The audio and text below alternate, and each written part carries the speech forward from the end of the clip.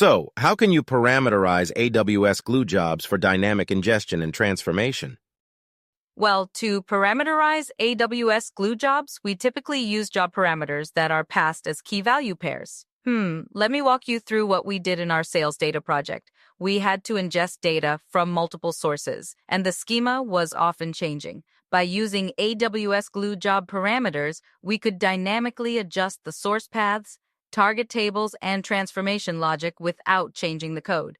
This was crucial for maintaining flexibility and reducing deployment times. That's interesting. How do you ensure security when you're dealing with these parameters? Actually, that's a great question. We leveraged AWS Systems Manager Parameter Store to securely store and retrieve sensitive information like database passwords and API keys. By integrating it with AWS Glue, we could access these parameters securely at runtime, ensuring that sensitive data was not hard-coded or exposed. You mentioned complex dependencies. Can you walk me through how you implemented that? Sure, so we created a hierarchical parameter structure where each job had its own set of parameters. This allowed us to define dependencies between jobs by linking their parameters.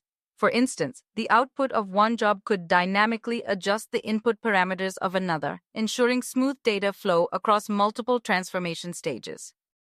That sounds comprehensive. How did you handle validation and error cases? Right, so we implemented a validation layer within our job scripts to check the parameters at runtime. Actually, this was crucial because it allowed us to catch configuration errors early. We also set up CloudWatch alarms to monitor for failures and used Lambda functions to trigger corrective actions when necessary. Great! Thank you for sharing those insights from your project experience. That covers AWS Glue parameterization comprehensively.